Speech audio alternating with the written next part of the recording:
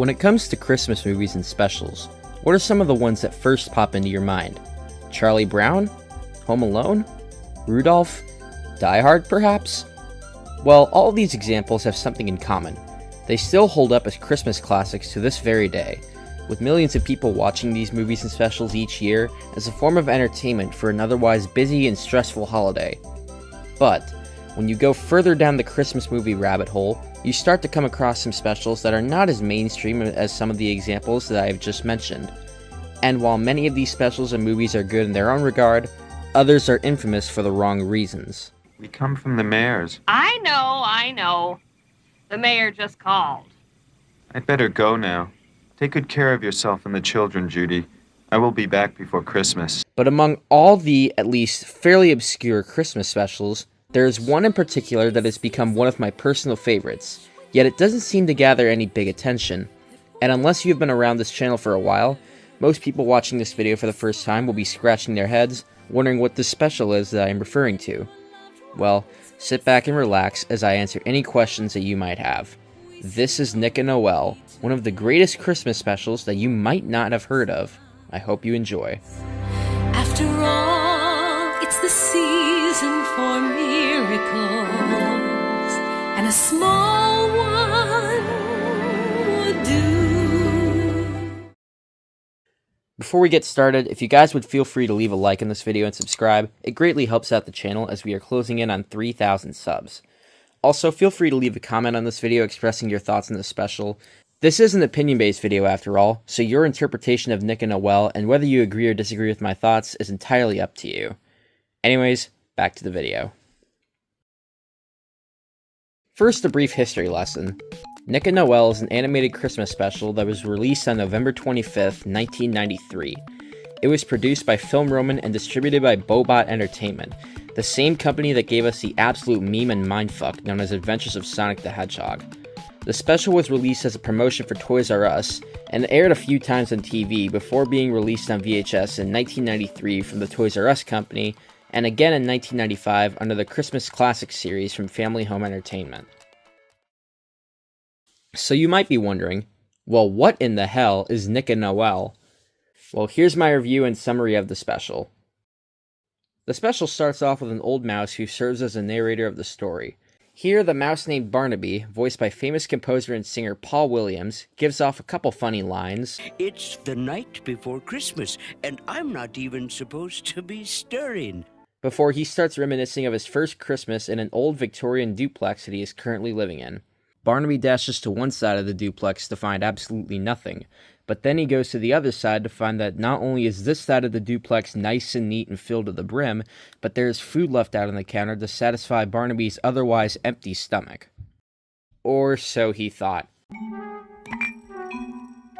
Here we see one of our two protagonists of the special, a female cat named Noelle voiced by Cass Sousey. Yeah, the same woman who voiced these little gremlins in Rugrats. Hey, give me some of that waffle, Philip! Nuh-uh, Lillian, I'm hungry. I haven't eaten since the last time I eat. That's okay, but my family will be home soon, so you better hurry if you want leftovers. As Noelle waits patiently in the window for her family to arrive home, we see them arrive home along with a moving van.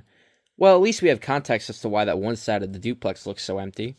We see a young girl named Sarah and her father Howard, who lost their mother prior to these events and are provided with the entertainment of Noelle, who is described as an angel from heaven to Sarah.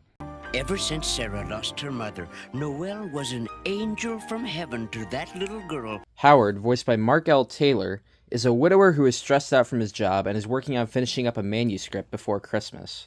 My editor will hang me if I don't get my manuscript in by Christmas. Although everything seems to be going well at first, the next-door neighbors who just moved in are proving to be a hassle for Sarah and Howard. Turns out a famous singer named Leslie Lee has moved into the other side of the duplex. Leslie, voiced by Airplane's Lorna Patterson, practices singing with her male terrier dog named Nick, voiced by Jerry Hauser. What timing! What inflection! You're a rare talent, Nicky, old boy! These two turn out to be a distraction as we get this worth-a-chuckle scene of Howard getting carried away by Leslie's singing, messing up his manuscript. I guess Leslie's singing got him carried away with his spelling habits, too. But I digress. By this point, Howard has had enough of Leslie's antics and goes next door to confront her, and the two immediately argue with one another. I'm sorry, but it is my apartment and I simply can't get any work done. I'm sorry, but it is my apartment and I have to earn a living. The two pets, sticking to the popular belief of cats and dogs, immediately feud with one another and sing a song about their hatred. I knew this cat once. One crazy critter. When I got through with him, kitty litter. And I have to admit, though the hand-drawn animation is simple, not that there's anything wrong with that, they did a good job with making Noel weave through the deck poles. Cats are good. Good with gravy. Oh, don't fetch a stick. Once their little musical number is over, Nick takes a personal shot at Noel about how she prefers to stay indoors, further showing the aggression and hatred between the two. I'll have you know, Leslie has taken me all over the world to see your concerts, and you've never even left the front porch. Damn! But then we have the peacemaker Sarah herself come along to restore order between Nick and Noel. We then cut to Sarah writing a letter to Santa showing her need for a mother in her life, as that is all she wants for Christmas. No Mariah Carey in sight. So please give all the toys and dolls and games to the other children, because all I want for Christmas is Mommy. Noel sees a letter to Santa that Sarah wrote laying on Howard's desk and decides to mail it, but not before first consulting Barnaby on where the North Pole is. And because Barnaby has no clue, he uses this as his response. I have a terrible sense of direction. Better ask Nick. He's the world traveler. Noel then makes the tough decision to ask Nick, but with Nick being the self-centered mutt he starts off as, he can only answer the question if he is addressed as Maestro. First, you have to call me Maestro. Come on, say it. Maestro. The highest honor bestowed upon a singer. I get that since you're the pet of a music star, you'd want to be addressed in a musical sense, but this just makes you feel like a narcissist. After Noel addresses Nick as Maestro, Nick proceeds to lie to Noel about the location of the North Pole.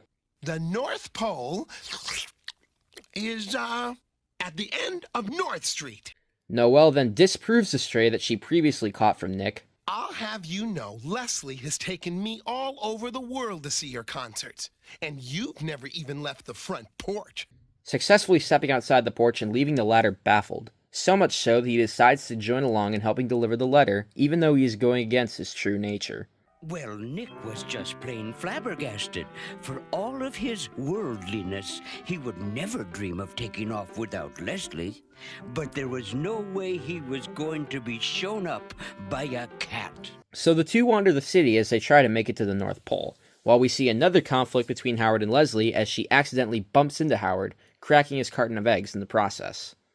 Sarah decides to tag along with Leslie in some Christmas shopping she is doing, and although Howard is reluctant at first, he decides to have a change of heart and lets Sarah go shopping with Leslie.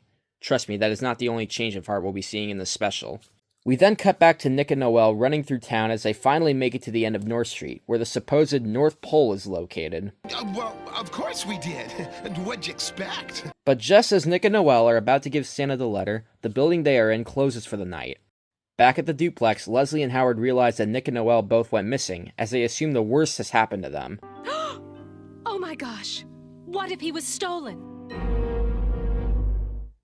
Nick and Noel try and locate Santa inside the Winter Wonderland building, only to find his outfit hanging from a rack and them cornered by a ferocious guard dog.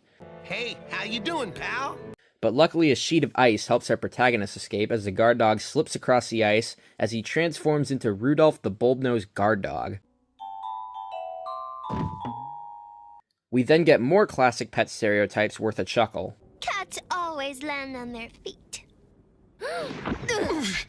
And dogs always land on their cats. But while Noel mopes through the city, a fierce gust of wind blows the letter off of Noel and into a gutter, where a snowplow almost runs over her, but is thankfully saved by Nick.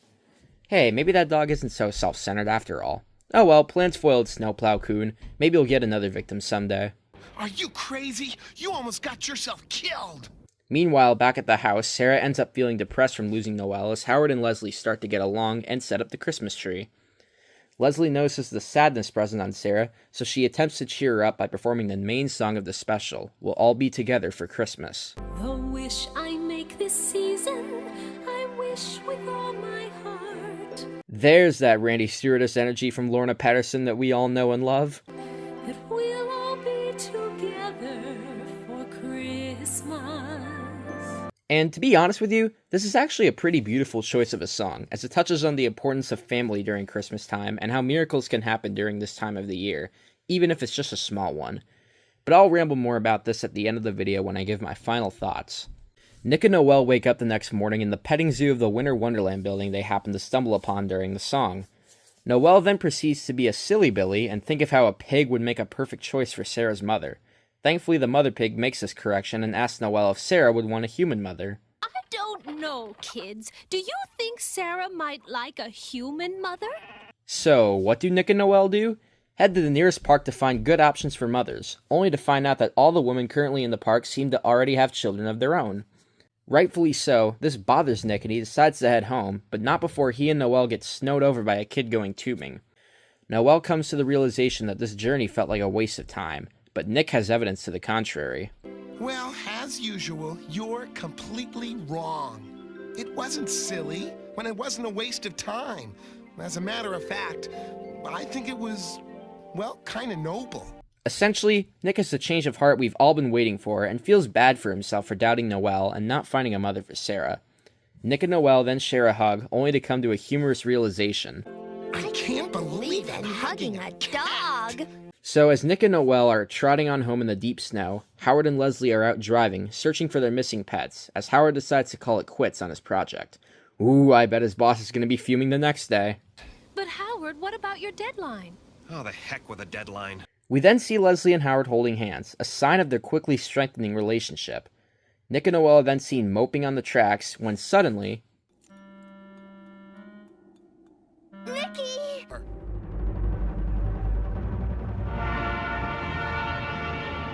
Well, talk about a sequence of unfortunate events. We then get a shot of Nick flying off the tracks as Noel is presumed to be hit by the train. I like the way this transition was done, as we never actually see if Noel is hit by the train or not, so it's only our guess as to whether or not Noel made it out without a scratch. Unlike that one insensitive animated Titanic abomination that showed the octopus collapsing with the ship, yet coming out alive to no explanation whatsoever. The sun sets as our characters wait, and still no sign of our furry mates. But just when it seemed as all hope was no more. Oh my gosh! Nicky!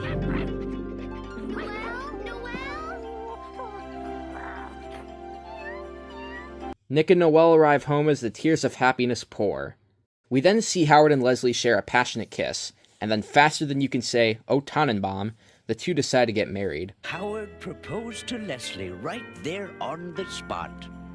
They arranged for a minister to stop by between Christmas Eve services, and they got married right here under the mistletoe. Damn. NASA and Tsukasa, you two have some competition. Ultimately, a miracle happened as Sarah managed to find herself a mother for Christmas, all thanks to the help of her furry friends, Nick and Noel. If it wasn't for you two, I wouldn't have a mommy. Merry Christmas, Noel. Merry Christmas, Maestro. So, now that you've seen my summary and review of Nick and Noel, you might ask yourself, what is it that makes this special so great? Well, I would like to start my closing statement by picking up on my statement from before about Christmas and family. You see, Christmas is far more than what you get for presents and stockings, and what types of food you eat during the day. Classic Christmas movies like Home Alone, It's a Wonderful Life, and Elf have beautifully shown that family is perhaps the most important aspect of Christmas. Your presents will come and go within a few years, but memories you make with family are some that will last until the day you depart this world. It's a refresher on the love and support that you have inside of you. It's something that you should always put first in your life, because your family is a great gift and should not be taken for granted. They will always care about you, and they will always have a heart, no matter the circumstances. Nick and Noel showcase this belief perfectly, as family was put first even when things seemed completely bleak. Even if characters like Howard didn't focus on the importance of family at first, over time, they developed a change of heart and realized that there are better things in life. In fact, I'd go as far to say that Howard feels like an animated Walter Hobbs, a stressed man who always put his job first to begin with, but over time felt something inside of him that changed his personality as he began to focus on better things in life, ultimately leading to him giving up on his job. This perfect depiction on the importance of family, combined with the special's recognizable voice cast, simple yet classic 2D animation, cracks of humor, memorable music, and occasional tugs at the heartstrings make this special a true obscure classic. Someday, I hope this special will gain a much wider recognition, even if it never gets the mainstream attention that I feel like it deserves. Will we ever see that day? Only time will tell. Merry Christmas, everybody.